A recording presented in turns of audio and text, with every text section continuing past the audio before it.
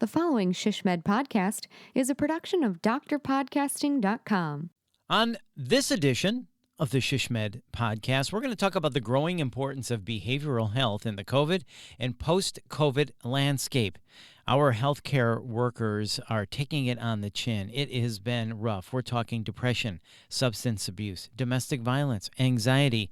All of this has been exacerbated by COVID. So what do we do now, and what does it look like in the future? Well, we're going to find out with Dr. Hirsch Trivedi, who has penned an article for FutureScan 2022 to 2027 to be released later this year. This is a timely and important topic to talk about, and I'm so excited to talk with Dr. Trivedi. So let's not delay any longer, shall we? Let's get to that, right? No.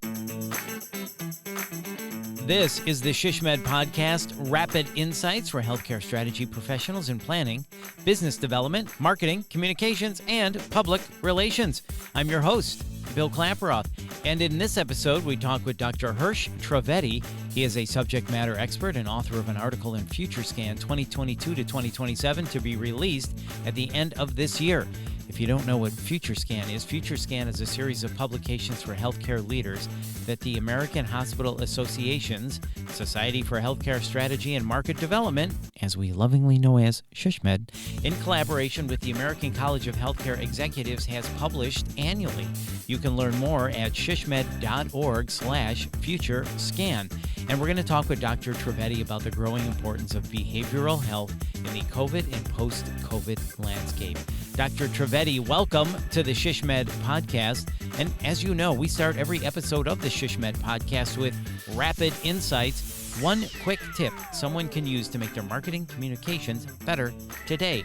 Dr. Trivedi, once again, welcome and give us your rapid insight. Bill, thank you so much for having me. My rapid insight for behavioral health is that we're at a point right now where every family and every community is impacted by behavioral health. Get to know what your community needs and direct your marketing towards solutions that will impact your community. Get to know what your community needs. That is so important. And then direct those resources to address those issues. Well, Dr. Trivedi, thank you for that. And this is really going to be good. We can't wait to read what you wrote in the upcoming FutureScan 2022 to 2027, the growing importance of behavioral health in the COVID and post-COVID landscape. So let's start with this, Dr. Trivedi. This is a big subject. Why is behavioral health in the COVID and post-COVID landscape so important? I think the importance really comes from the fact that as we have all dealt with the pandemic, there really isn't any single person or family or community that hasn't been impacted by COVID or the behavioral health consequences. And so even before COVID, we weren't doing great when it came to suicide rates. They were already at their highest in 30 years. Post-COVID, we're seeing opioid overdose rates the highest since that epidemic began in the early 90s. And we're seeing that everyone's impacted by financial stress as well as stress of losing people in their lives or having medical consequences of COVID. And so whether you're part of healthcare, whether you're in the general community, regardless of what you do, the behavioral health impact is going to be huge. And it's important because we know of the substantial relationship between overall health and behavioral health. This has really exacerbated behavioral health issues that were already there, right? It's just really made them more intense and more worse. Is that a good way to put it? It definitely has. And we're also seeing people who honestly never had behavioral health issues before, all of a sudden finding it difficult to deal with things. And then others who had actually gotten treatment were doing well get tripped up after like 15, 20 years of sobriety. And all of a sudden things just got to be too much. The isolation was too much. And just dealing with everything that came with it just got to be too much. So I just want to kind of set the table here. When we talk about behavioral health issues, then, are we mainly talking about things that we know of like depression, substance abuse, domestic violence? What else should we know about when it comes to behavioral health? Yeah, I think the important thing to keep in mind is behavioral health isn't a vanilla diagnosis in the sense that it makes up a number of different conditions. And what we're going to see is When we talk about chronic health conditions, people think about diabetes, high blood pressure, things of that sort. When we talk about behavioral health, it's those things that happen most commonly that we're going to see more of in terms of people. So we're going to see the most prevalent thing is actually anxiety. We're going to see depression. We're going to see substance use. And then we're going to see mood disorders, thought disorders, PTSD. It's that whole variety of things, and it's really going to be based on the general rates that happen in society all the time, except we're going to see more people relatively in terms of volume of patients coming out with these concerns. The general proportion will be pretty similar. I think, and this is my own opinion, we were starting to be more open to people discussing mental health issues. And then most recently, with some of our sports stars at the time of this recording, the Summer Olympics are on, and everyone's talking about Simone Biles and mental health. And that has become a topic, certainly, that a lot of people are talking about. And it really is, I think, opening up a lot of people's minds, if you will, to the struggles of mental health and how it's okay to talk about it. Probably many years ago, you would never mention it. But now I think it's okay to talk about mental health as part of your overall health, and not just your physical health, but your mental health too. Do you think we're finally starting as a society to understand mental health is, quite frankly, just as important as physical health? I think we're definitely getting there. The thing that I would say, and I think the phrase that actually is great, is really, it's okay to not be okay.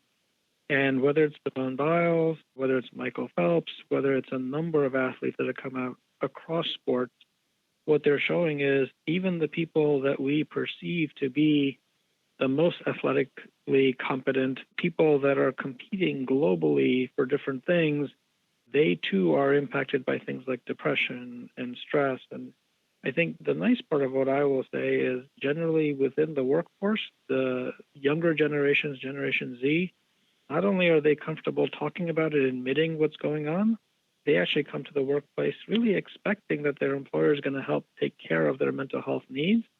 And I think that's definitely changed the conversation. And also, I think, created space where it's okay to say that without having impact on whether you have a job or what does that mean. I will say every family is impacted in some way by a mental health issue or condition. Simply, it's just that because of the stigma, people haven't talked about it. I really do hope we're at a new chapter where it's okay to talk about it. And more importantly, we help people that are talking about their difficulties in the same way that we would help someone who comes out with a cancer diagnosis or is dealing with any other health issue. Right. It's okay to not be okay. That is a great way to say it. And when it comes to our healthcare workers who have been on and still are on the front lines of COVID, do you think they'll be getting the behavioral health care they need? Yeah, I think what differentiates our experience with COVID is when you're in healthcare, you know you're going to be doing life and death work. What made this different is usually when you come to the workplace, the life and death that you're dealing with is someone else's.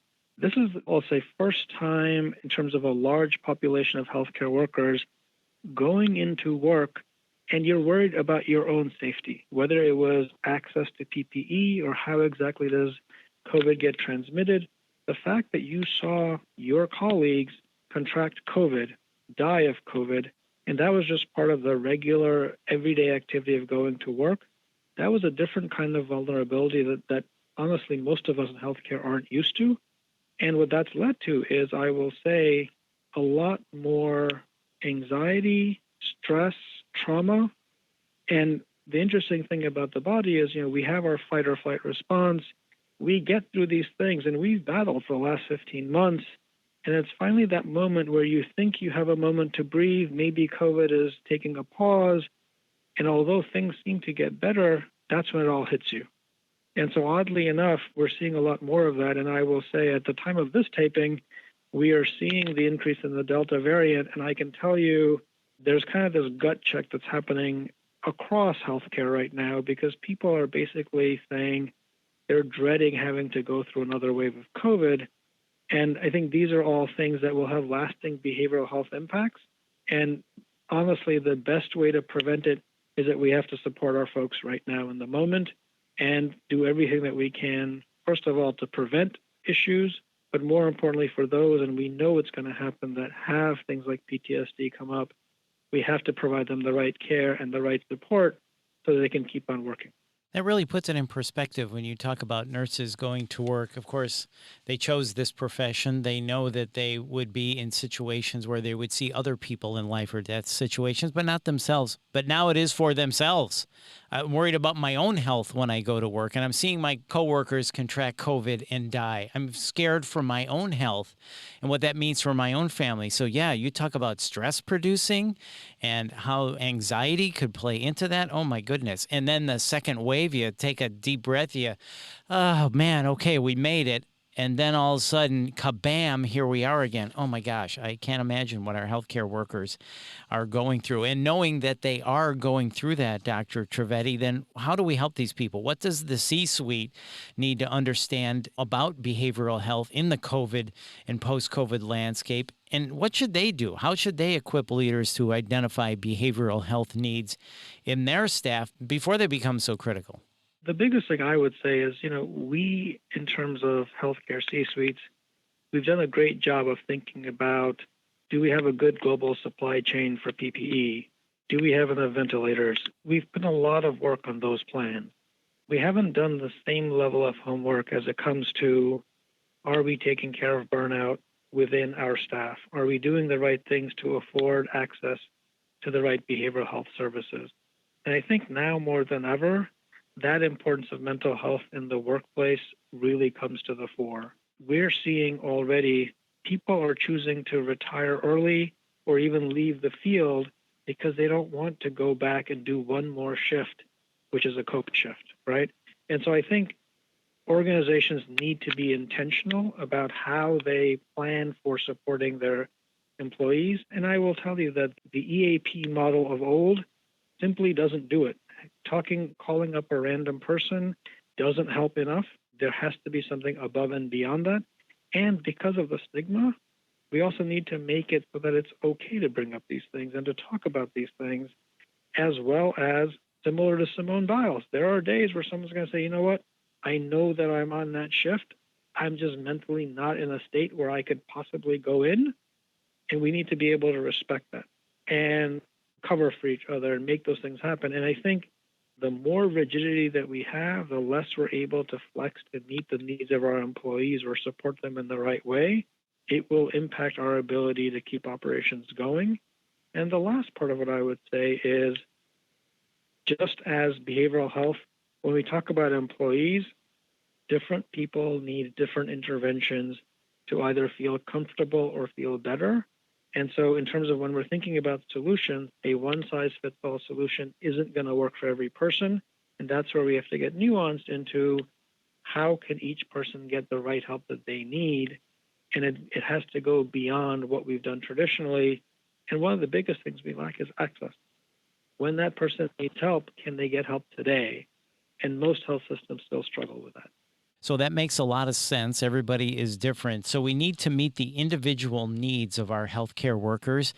How do we do that? How do we meet the individual needs of our healthcare workers? How do we put a plan like that in place? One of the biggest things I would say is, first, we have to create the time and the space for healthcare workers to be able to do kind of that self-check, that barometer within themselves that says, how are you doing? And so whether it is simple evidence-based scales, which help people kind of figure out how stressed are you, how depressed are you, how are you feeling.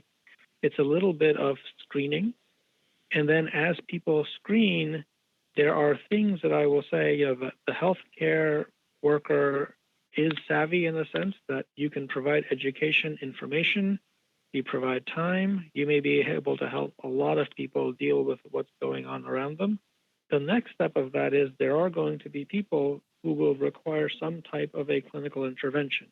And I will say, simply being able to get together as groups of healthcare professionals, and I've seen this happen across multiple states now, where it'll be a group of nurses that get together and talk about how difficult things are or what they're doing to cope.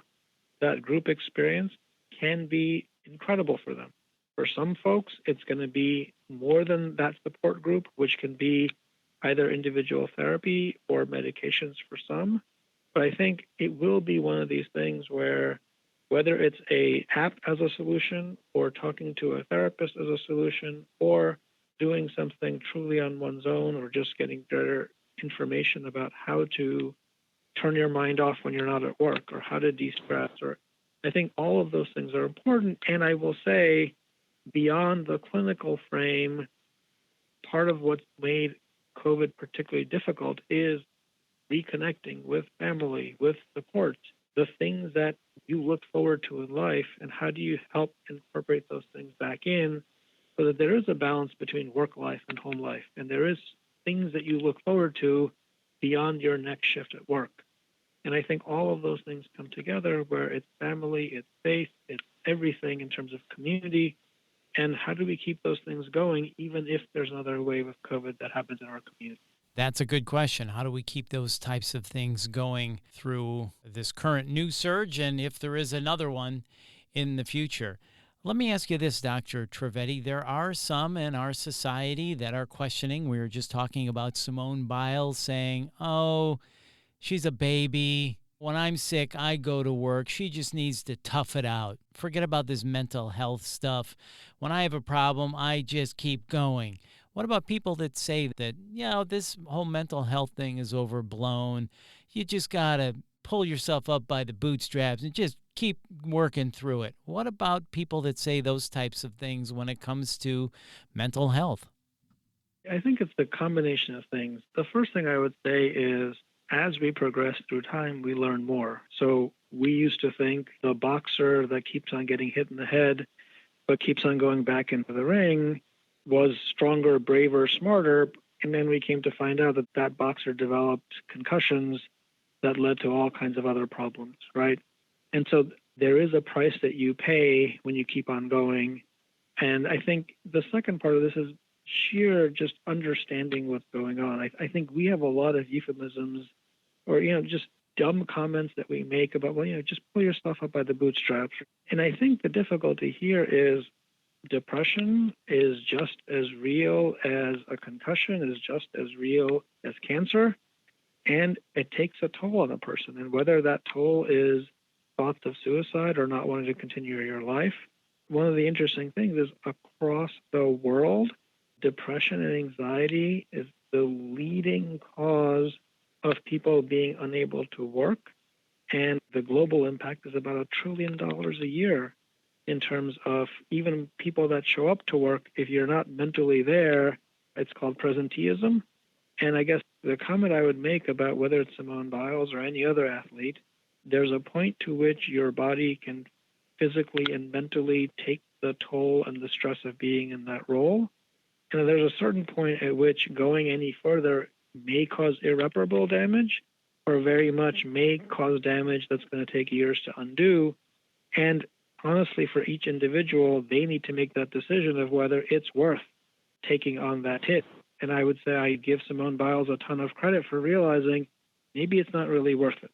And I think that we should respect that in as much as we may respect the football player that's gotten a concussion that says, you know what, I'd rather retire a few years early, have my cognitive abilities left for me to be able to live the rest of my life. Absolutely. And as far as Simone Biles goes, for the naysayers who are putting her down and calling her weak and a baby and are criticizing her for not just pushing through it, guess what? You're not twisting 14 feet up in the air doing somersaults, and if you land wrong, you could break your neck. So let's remember that before we start criticizing her for having some kind of a mental condition where she can't perform right now. So let's not knock her for that. This is a gold medalist. She should be earning our praise right now, not our criticism. Well, this has really been fantastic. Thank you so much, and we look forward to the article in Future Scan. Once again, thank you so much for your time. We appreciate it. I think this has been a great conversation. I think the upcoming Future Scan article has so much more information that is practically helpful. And I will say it's just been such a pleasure speaking with you, and this has probably been one of the more fun podcasts I've done. Thank you so much for putting this together. Dr. Trivedi, well, thank you so much for that. It's really an important topic, and I'm thrilled that we're talking about it, and I can't wait to see what you write in FutureScan 2022 to 2027. It's going to be released at the end of this year, The Growing Importance of Behavioral Health in the COVID and Post-COVID Landscape. Dr. Trivedi, thank you again. We appreciate it. Thank you so much, and have a great day. That's Dr. Hirsch Trivedi, and you can learn more about the upcoming FutureScan at shishmed.org/FutureScan. And if you found this podcast helpful, and of course, how could you not, please share it on all of your social channels, and please hit the subscribe or follow button to get every episode. This has been a production of Dr. Podcasting. I'm Bill Klaproth. See ya.